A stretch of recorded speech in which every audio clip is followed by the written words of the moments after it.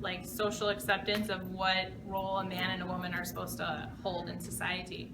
Yeah, I believe gender, to my understanding, gender socialization is when you socialize it or create a stigma based on a certain gender. So for example, that boys should never cry. They should always be the strong ones. They have to be tough, and they always play in the mud, that kind of thing. Girls are always sensitive, and they're always wearing pink or things like that. If they can't be out playing sports, they should always be in the kitchen cooking. Am I right? Yeah. Gender socialization is where certain gender stereotypes are put upon certain genders, such as females should be submissive and quiet and very feminine, and men should be strong, men masculine. So the gender stereotypes that are put upon us. Yeah, that's how we teach like children, like girls how to play with girl toys and boys how to play with boy toys. Yes, to me, gender socialization is how people are accepted based on whether they're male or female. Gender socialization is basically the expectations put on people by society based on their biological sex as to how they should act in society as either a traditional male or traditional female.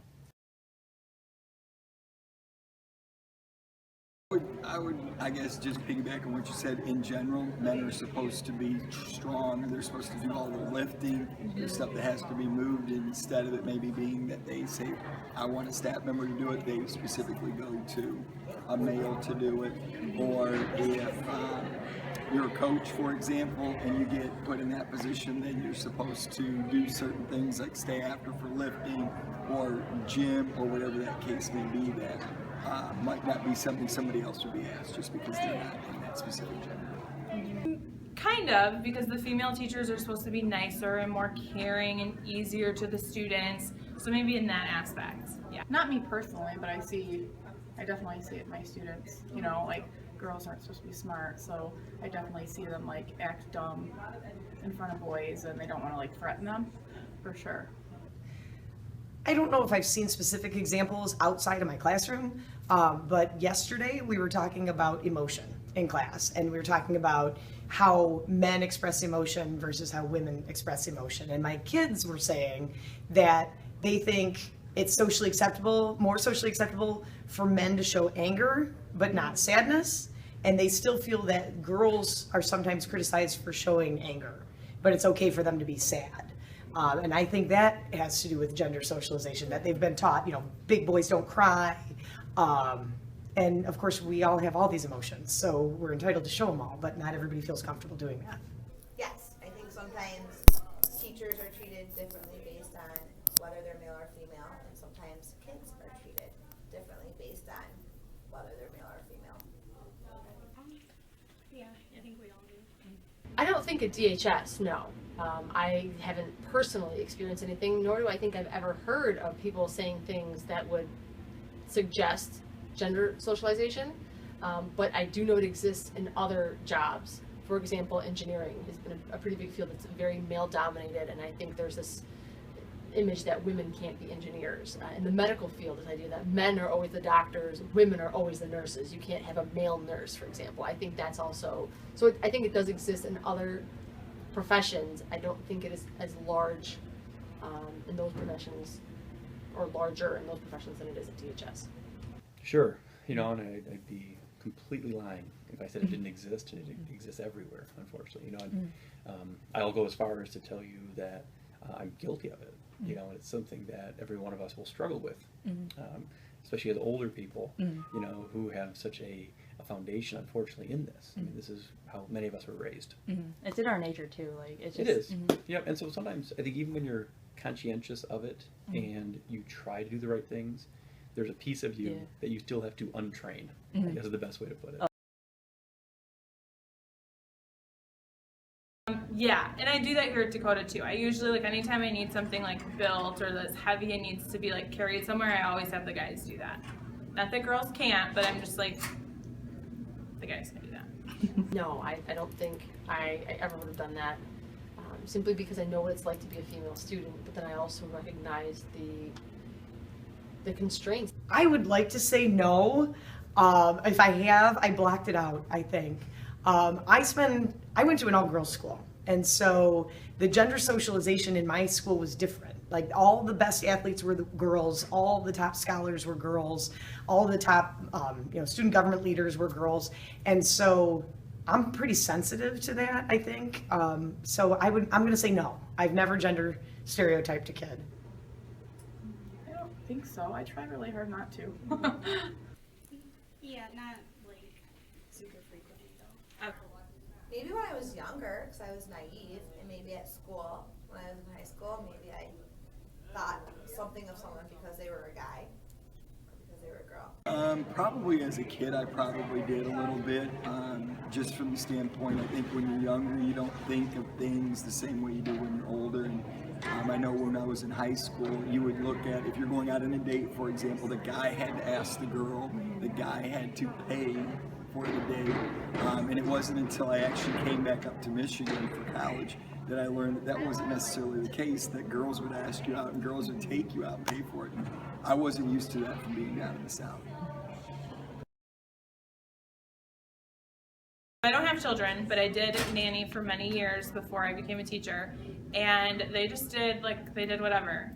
The little boy would carry around a dolly and play Barbies. The little girl would dress in superhero clothes and play with superhero toys and Legos. So it's just, as long as the kids are good and they're having fun, it doesn't matter to me. I don't. I'm having a baby in May. We're not going to find out what it is because we don't want to, we don't want to be part of that. Like, I mean, we have the nursery, it's all set up as like robots in space and stuff, and that's what we like, and a girl or a boy can like that. And it's kind of driving a lot of our family and friends like crazy, but I'm like, I don't care, pink, blue, like it doesn't matter. Like, that's fine. They can play with trucks, they can play with dolls, like whatever sex it is, like, do what you do. Since having kids, my oldest is 6, so for the past 6 years, we've really not tried to push him. Well, the first 3 are boys, and we haven't tried to push them into specific gender-really based things. Parker's favorite color is purple. Max wore pink rain boots with his Halloween costume because that was his favorite color. So we've been trying to keep it as neutral with our kids as we could. Right. I have a son. I only have one. I do hear my kids sometimes say that they think that their parents raised their brothers and sisters differently, right? That boys get different kind of gender messages than girls in one family. And I don't have that experience because I only have one kid. I think I've tried to raise him in a way that doesn't stereotype gender-wise. That, he's a boy, but if he needs to cry about something, that's okay. If he wants to be, if he wanted, at some point in life, he never did, but if he wanted to play with dolls, I'd be okay with that. He didn't want to play football. It's, we don't have a lot of gender stereotypes in our family.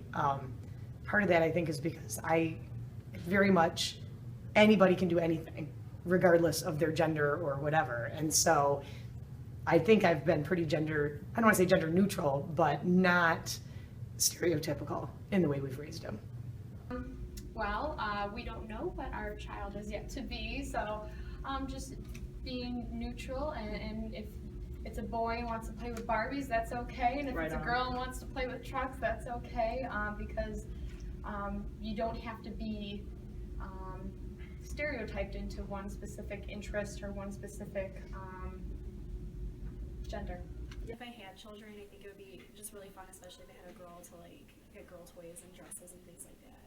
I would teach them that there's no difference between anyone and people are just people, and you need to understand them and respect them for who they are and not base anything based on their gender. They're just people. My children, I have 2 boys, and so we try very hard not to. Yeah. Obviously. Yeah. I do catch myself every now and then, if he falls and gets hurt, my oldest, and, I still tell him, I said, rub dirt on it, you're going to be okay. Yeah. That's our response. But I like to think that if I had girls, I would say the same thing. Yeah. Okay, so maybe it's not specific to gender. With my son, he's 6 years old. He has had every interest on the planet. He went through a phase, he loves his Netflix. He's no different than a teenager at this point. But he'll watch shows, and he's watched Barbie movies, and he's watched My Little Pony, and I don't say a word about it. That's good, yeah. But you also see it, and it's scary. As a 6-year-old, for him to say to me, Daddy, is it okay that I watch this? Yeah. he's obviously learning something even at 6 years old Yeah. that he has to ask if that's okay. Mhm. You know, that's a hard thing as a parent to deal with because I just want him to be happy and comfortable. Yeah, yeah. So the other piece, I joke, when I saw the question, I thought about, you know, every night when I put my son to bed, he's a huge Marvel superhero fan. And so I say, good night Superman, good night Spider-Man, good night. And I call him something different each day. He's got pictures all over his room. And so actually last night, he was talking about the Avengers. That's his new favorite. And he told me there's a couple that I've not called him yet. That I've never called him Black Widow. And I've never called him Wasp. And those are two female characters. Yeah. You know, and it made me, and he kind of said to me, he goes, it's okay if you do. So here's my 6-year-old counseling me through, you know. Like, it's okay if you call me, you know. That's it, the you know, female, yeah. and he's excited about those things. That's and he kind of awesome. still says, is it okay? I said, of course it's okay. They're superheroes, you know. That's That's awesome, what yeah. we should be. No, not at all. I think what's important is that each person needs to be able to develop as themselves. And it doesn't matter whether you're male or you're female. If you like playing with dolls and you're a boy, that shouldn't exclude you from being able to play with dolls if you're a boy. And if you're a girl and you like playing sports, for example, that shouldn't exclude you from playing a sport, whether it's football, baseball, soccer, basketball, whatever it is. And I think that's the key, is that you treat every person the same and you let them become their own person. In conclusion, gender socialization is the preconceived beliefs held by society of how they believe each gender should act. While older generations stick more to these stereotypes, the younger generations are beginning to break free of these, as shown by these young teachers with their children. In a perfect world, each person would be able to act how they want without people judging them, and if we strive to break free of the stereotypes, one day we will be able to achieve this.